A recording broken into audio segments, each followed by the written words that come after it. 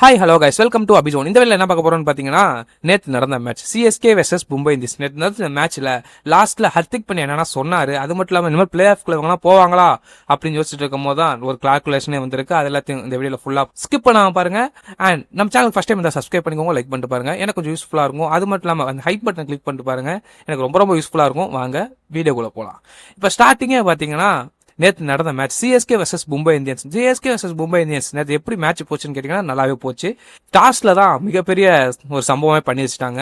ஏன்னா டாஸ்க் ஜெயிச்சா எப்பயுமே நம்ம ருத்து ஜெயிச்சிருந்தாருன்னா அவர் எப்பயுமே பேட்டிங் எடுக்கலாம் தான் முடிவுல இருந்திருக்காரு. ரெண்டாவது வாட்டி கேட்டப்ப அவரே சொல்லிட்டாரு. ஆனா இங்க ட்விஸ்ட் என்னன்னு பாத்தீங்கன்னா, மும்பை இந்தியன்ஸ் நேற்று டாஸ் ஜெயிச்சு பேட்டிங் எடுத்து வச்சிட்டாங்க.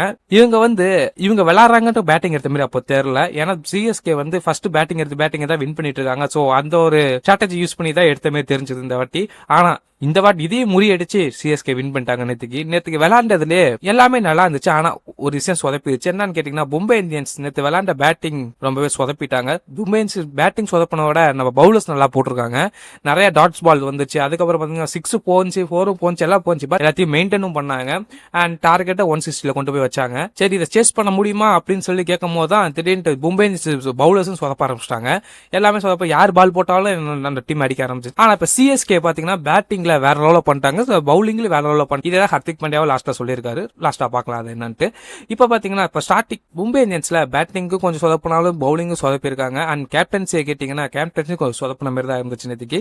அது மட்டும் இல்லாம சிஎஸ்கேல பேட்டிங் நல்லா இருந்துச்சு, கேப்டன்சி நல்லா இருந்துச்சு, அதுக்கப்புறம் பாத்தீங்கன்னா பவுலிங் நல்லா இருந்துச்சு. எல்லாமே நல்லா கொண்டு போயிட்டாங்க. பவுலிங்ல பாத்தீங்கன்னா அகில் ஹுசேனை வெளில வச்சோடனே எல்லாத்துக்குமே பெரிய ஷாக்கு. ஏன்னா இவரே வெளில தூக்கி வச்சாங்க. போன வாட்டி நம்ம மும்பை இந்தியன்ஸ் விளையாடாம அவர் தான் நிறைய விக்கெட் எடுத்திருந்தாரு. சோ எல்லாமே கொஞ்சம் ஷாக் ஆனாங்க. ஆனா இந்த பவுலர் வச்சு செம்மையா கொண்டு போயிட்டாரு. அப்புறம் பவுலிங் பண்ணி 160 டார்கெட் கொண்டு போய் வச்சிட்டாங்க. அதுக்கப்புறம் பேட்டிங் ஃபர்ஸ்ட் நம்ம சஞ்சு சாம்சன் அவுட் ஆனோடனே கொஞ்சம் வருத்தம் ஆயிடுச்சு. அப்புறம் தான் உருவல் பட்டேல் மொத்தமா மேட்சை திருப்பி வச்சுட்டு போயிட்டாரு. ஏன்னா வந்த உடனே அடிக்கிற பால் எல்லாம் செம்ம ஷாட்டா அடிச்சிட்டு இருந்தாரு. அது மட்டும் இல்லாம ஹெலிகாப்டர் ஷாட்லாம் போயிட்டு இருந்துச்சு. ஒரு நிமிஷத்துல அப்படியே நம்ம தலையை பார்த்த மாதிரியே அந்த ஹெலிகாப்டர் ஷாட்ல தெரிஞ்சிச்சு. அது மட்டும் இல்லாம தலையை இன்னொருத்தர் ஒரு மாதிரி காட்டியிருக்காரு. அது என்னன்னு நம்ம பார்க்கலாம். அண்ட் அதுக்கப்புறம் பாத்தீங்கன்னா உருவல் பட்டேல் அவுட் ஆறாரு. அதுக்கப்புறம் தான் கார்த்திக் சர்மாவை இம்பாக்ட் பிளேயரா உள்ள கொண்டு வராங்க. கார்த்திக் சர்மா ருத்து தான் சேர்ந்து செம்ம பார்ட்னர்ஷிப் ஆடினாங்க. ஆடி கடைசியில போயிட்டு நம்ம டீம் வின் பண்ண வச்சாங்க. இதுல கார்த்திக் சர்மா 50 போட்டோடனே ஒரு செலிப்ரேஷன் பண்ணாங்க பாருங்க. இதை பார்க்க அப்படியே நம்ம தலைமையே இருந்தது ஒரு வாட்டி.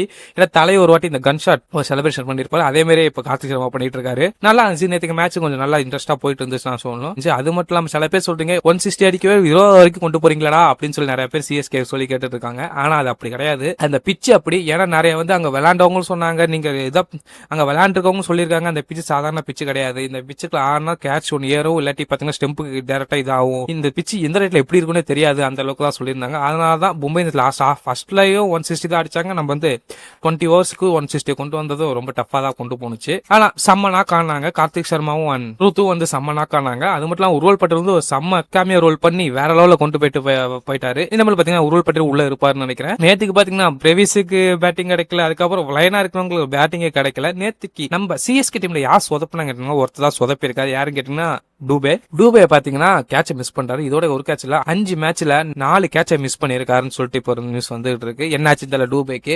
ஒரு காலத்துல எப்படி இருந்த டூபே இப்ப பாத்தீங்கன்னா ஒரு கேட்ச் பிடிக்கவே தடுமாறாரு, பேட்டிங் பண்றதுக்கு தடுமாறாரு, எல்லாத்துக்குமே தடுமாறிட்டு இருக்காரு. இப்ப சில பேர் சொல்லவே ஆரம்பிச்சிட்டாங்க, இம்பாக்ட் பிளேயரா போட்டுருங்க, எதுக்கு அவர் உள்ள கொண்டு வரீங்கன்னு சில பேர் கேட்க ஆரம்பிச்சிட்டாங்க. பட் அவர் வேர்ல்டு கப் விளையாண்டு இருக்காரு, உள்ள இருந்துதான் ஆகணும். அந்த ரன்ஸ்ல தான் இப்ப உள்ள வச்சிருக்காங்க. அண்ட் டூபேக்கும் கம்பேக்கும் ஒன்று வரும். ஆனா அது எப்போ இருந்தா தெரியாது. அது மட்டும் இல்லாம நேத்து ருத்து 50 போட்டாரு, பேக் டு பேக் 50. இவர் ருத்து 2 மேட்சாவே நாட் அவுட்லயே வெளில வந்திருக்காரு. செம்ம கம்பேக் தான் சொல்லணும். ஏன்னா ஃபர்ஸ்ட் அந்த மேட்ச் கேப்டனே இப்படி விளையாண்டா எப்படா பண்றது அப்படின்னு சொல்லிட்டு நிறைய பேர் கேட்டிருந்தீங்க. ஆனா இப்ப பாத்தீங்கன்னா பேக் டு பேக் 50 அடிச்சு டீமை கொண்டு போயிருக்காரு. அது மட்டும் இல்லாம இந்த போன மேட்ச் ருத்து மட்டும் இல்லனா நம்ம டீம் 100 ரன்னுக்குள்ளே அவுட் ஆயிருக்கும். டெல்லி விளையாண்டதை பார்த்தாலே உங்களுக்கே தெரிஞ்சிடும். 70+ அப்படியே அவுட் ஆயிருக்கும். ருத்து உள்ள இருந்தனாலதான் அவளை பால்ல அவளை ரன் அடிச்சு இவ்வளவு 150 கிட்ட கொண்டு வர முடிஞ்சிச்சு ருத்துவால. அது நிறைய பேர் இப்ப கலாய்ச்சிட்டு இருக்கீங்க, இத்தனை பாலுக்கு இவ்வளவு ரன் வச்சுக்கீங்கன்ட்டு. அது அவர் பால் ரன் அதெல்லாம் கணக்குல எடுக்கல. டீம் ரன்னை கொஞ்சம் இன்க்ரீஸ் பண்ணி சொல்லி தான் அவர் விளையாண்டுட்டு இருந்திருக்காரு. சோ அதே மாதிரி ருத்து நிறைய பண்ணிட்டு இருக்காரு. கேப்டன் பாத்தீங்கன்னா இப்பதான் ஃபார்முக்கே வந்திருக்காரு. இன்னமும் தான் ஆட்டவே ஆரம்பிக்க போகுதுன்னு நினைக்கிறேன்.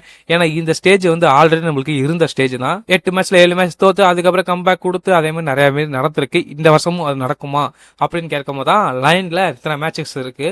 இப்ப அடுத்த மேட்ச் மே 5 நம்ம டிசி கூட விளையாட போறோம். இந்த டிசி கூட விளையாடும் போது பாத்தீங்கன்னா எப்படியாச்சும் வின் பண்ணிட்டா போதும். ஏன்னா டிசி இப்ப கொஞ்சம் ஃபார்ம்ல இருக்காங்க. கேரளா ராகுல் சொல்லவே தேவையில்ல, ஃபார்ம்ல இருக்காரு. போன மேட்ச் தான் ஏதோ கொஞ்சம் 75 அதே மாதிரி முடிஞ்சு விட்டுச்சு.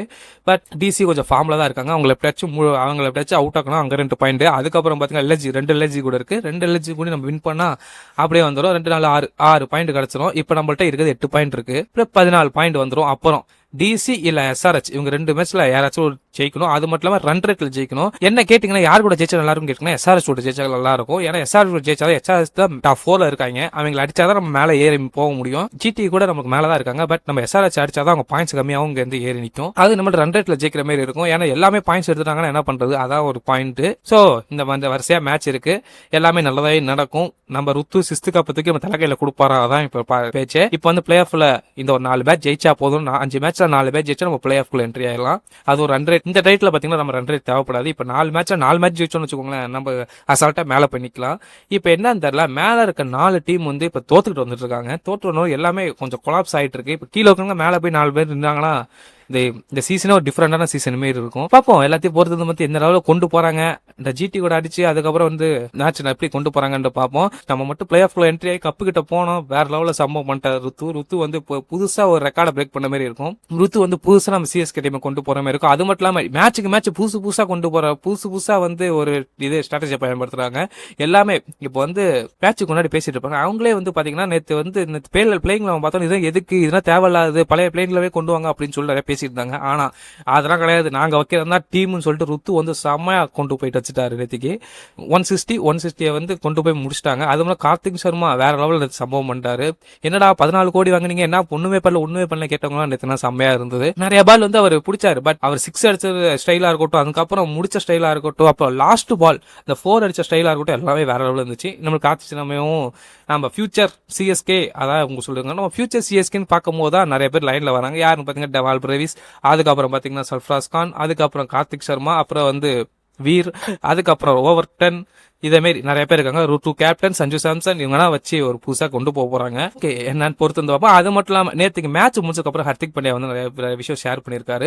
நேற்று நிறைய பேர் இப்ப ஹர்திக் பாண்டியா தூக்கி போட்டு அடிச்சிட்டு இருக்காங்க. ஏன்னு பாத்தீங்கன்னா நேற்று மேட்ச் முடிச்சோம் வந்து ஹேண்ட் ஷேக் பண்ணும்போது அது ஹேண்ட் ஷேக் பண்ணாம போயிட்டாருன்னு சொல்லிட்டு ஒரு தூக்கி போட்டு ஹர்திக் பாண்டியா அடிச்சிட்டு இருக்கீங்க. ஆனா அதுக்கப்புறம் ஹர்திக் பாண்டியா வந்து அங்க இதுல சொன்னது ரொம்ப வருத்தப்பட்டோம். அந்த சொன்னது ஏன்னா பாத்தீங்கன்னா அங்க வந்து அந்த ஆங்கர் கேட்கும், இந்த மேட்ச் வந்து உங்களோட மேட்ச் இல்லன்னு சொல்லிட்டு ஹர்திக் பாண்டியா கேட்கும். ஹர்திக் பாண்டியா என்ன சொல்லிருக்கான்னு கேட்டீங்கன்னா, இந்த சீசனே எங்களோடது இல்ல அப்படின்னு சொல்லிட்டு ஒரு வருத்தமா சொல்லியிருக்காங்க. எப்படிப்பட்ட டீம் எம்ஐன்னு பார்த்தா எம்ஐ சிஎஸ்கே பங்காள டீம், இவங்களை பார்த்தால எல்லா டீம் பயப்படும். ஆனா இப்ப பாத்தீங்கன்னா போன வருஷம் வந்து நம்ம எம்ஐ வந்து பிளே ஆஃப்ல என்ட்ரி ஆனாங்க. பட் இப்போ வந்து பாத்தீங்கன்னா ஃபர்ஸ்ட் டீமை எலிமினேட் ஆகி வெளில போனது எம்ஐ தான். அதுக்கப்புறம் பாத்தீங்கன்னா இன்னொன்னு சொல்லியிருக்காங்க, ஏன்னா பாத்தீங்கன்னா சிஎஸ்கே வந்து பேட்டிங் பவுலிங் வந்து செம்மையா பண்ணிட்டாங்க, ஃபீல்டிங் செம்மையா பண்ணிட்டாங்க அப்படின்னு சொல்லிட்டு ஹர்திக் பாண்டியா சொல்லியிருக்காரு. அப்ப ருத்துவை பத்தி நிறைய பாராட்டியும் பேசியிருக்காரு. ஓகே, எல்லாம் முடிஞ்சிச்சு.